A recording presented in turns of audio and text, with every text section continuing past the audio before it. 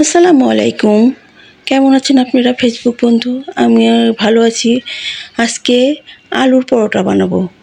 এই আলুটাকে আমি সিদ্ধ করে ভর্তা বানিয়ে রেখেছি। মোষটাকে ভেজে তারপর পেঁয়াজটাকে বেরেস্তা করে ওই আলুটাকে আমি ভালো করে ভর্তা বানিয়ে রেখে দিয়েছি। কিছু বানিয়েছি আলু পরোটা, আর কিছু রয়েছে সেগুলো বানাবো। তার জন্য আপনাদের একটু দেখাচ্ছি। এই আলুর ভর্তা বানিয়েছি, তারপরে এই রুটির ভিতরে আমি দিয়ে বেলে নিব। সবগুলো বেলা হয়ে গেছে। তারপর আমি এখন ফ্রাই প্যান বসিয়ে দিয়েছি চুলার মধ্যে। আমি এই আলুর পরোটাগুলো ভেজে নিব। ভেজে নিব।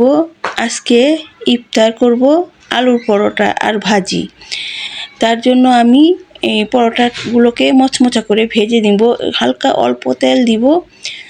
তারপরে আমি এগুলোকে ভালোভাবে ভাজবো সবগুলোকে। আর অন্যদিকে পাত্রের মধ্যে আমি আলু, তারপর ডাল দিয়ে আমি একটা এই সবজি রান্না করেছি, আলুর ডাল।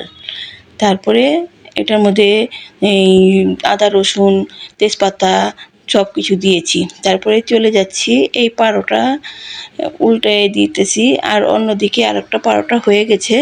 অন্যদিকে আরেকটা পরোটা আমি ভেজে রেখেছি। আমি সেটা এখন আপনাদের দেখাবো। আর এটাকে মচমচা করে ভেজে একটু তেল দিতে হবে। এই হয়ে গেছে পরোটা, আলুর পরোটা। খেতে খুব মজা হয়েছে আর খুব মচমচা হয়েছে। তাই আপনাদের সাথে আমি এই আলুর পরোটাটা শেয়ার করলাম। আল্লাহ হাফেজ।